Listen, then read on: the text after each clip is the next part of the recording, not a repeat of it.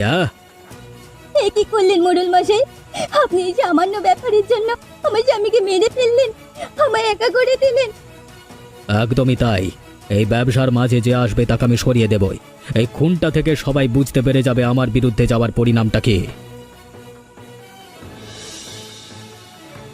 হে উপরওয়ালা, তুমি আমার সাথে কেন এমন করলে? আমার স্বামী তো কোনো ভুল কাজ করেনি, তাহলে আমাদের সাথে কেন এত নিষ্ঠুর হতো? আমার স্বামী ছাড়া যে দুনিয়ায় আমার কেউ ছিল না, তাকেও আমার কাছ থেকে কেড়ে নিলে। একে নিখিল দাদার এই অবস্থা কি করে হলো? অনেক চেঁচামেচি শোনার পর আমি ছুটে এলাম। তোমার দাদা মোড়ল মশাইয়ের বিরুদ্ধে গিয়েছিল বলে উনি এসে খুন করে দিয়েছেন। এখন আমি কি করব কিচ্ছু বুঝতে পারছি না। বোন, তুমি এভাবে কেঁদো না। কি হয়েছে আমাকে খুলে বলো।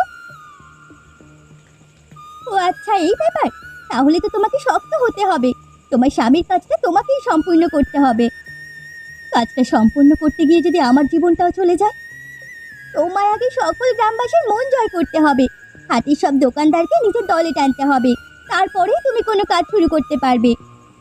আমি পারবো না, তোমার পাশে কেউ নেই। আমার প্রিয় মানুষটাকেও মেরে ফেললো। দুঃখ আমারও হচ্ছে, কিন্তু তার থেকে বেশি রাগ হচ্ছে মোড়ল মশাইয়ের কাজকর্ম শুনে। এখন ভেঙে পড়ার সময় নয়, জেদ ধরতে হবে। কাজটা সম্পূর্ণ করতে হবে আমাদের। আমি তোমার পাশে আছি। আমি কি করব কিচ্ছু বুঝতে পারছি না। তুমি যেটা ভালো বোঝো তাই করো। কাল সকালে তুমি আমার সাথে বাজারে যাবে। আমি সবাইকে বোঝানোর চেষ্টা করব। সবাই যদি বুঝে মোড়ল মশাইয়ের বিরুদ্ধে চলে যায় তাহলে তো খুব ভালো হবে। না হলে গ্রামে থেকে কোনো লাভ নেই। কালই দেখা যাক কি হয়।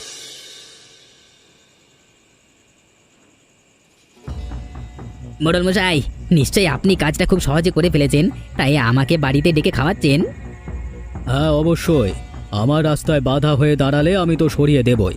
না না, প্রথমেই খুন করতে চাইনি, ভালোভাবে অনেকক্ষণ ধরেই বোঝাচ্ছিলাম। ওই একটা ছেলে খুব জেদি, আমি তো জানি এমন কিছু একটা হবে। তা খাসির মাংসটা কেমন হয়েছে বল? তোর গিন্নিমা অনেক কষ্ট করে রান্না করেছে। অসাধারণ।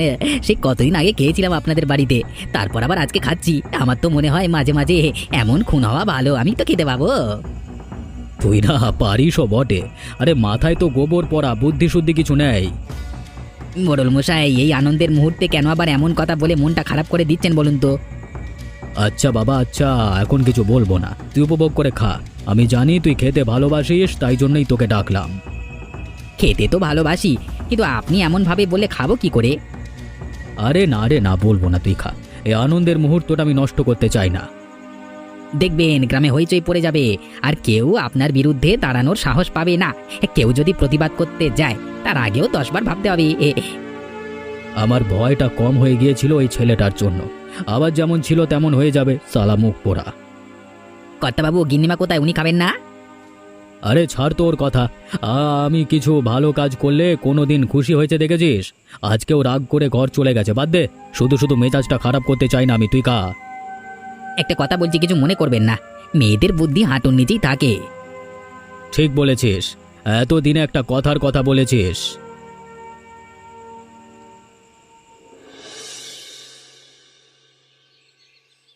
ওই দেখ রফিক, চলে এসেছে বিধবা।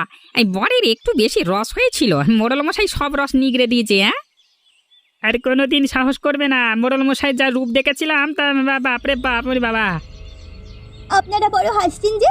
আপনাদের মধ্যে পুরুষত্বটাই হারিয়ে গেছে। কোনটা ঠিক কোনটা ভুল সেটার বিচার করতেই জানেন না। আপনাদের তো নিজেদের ওপর হাসা উচিত। মুখ সামলে কথা বলবি, একটা উল্টো পাল্টা কথা আমরা সহ্য করবো না। কেন?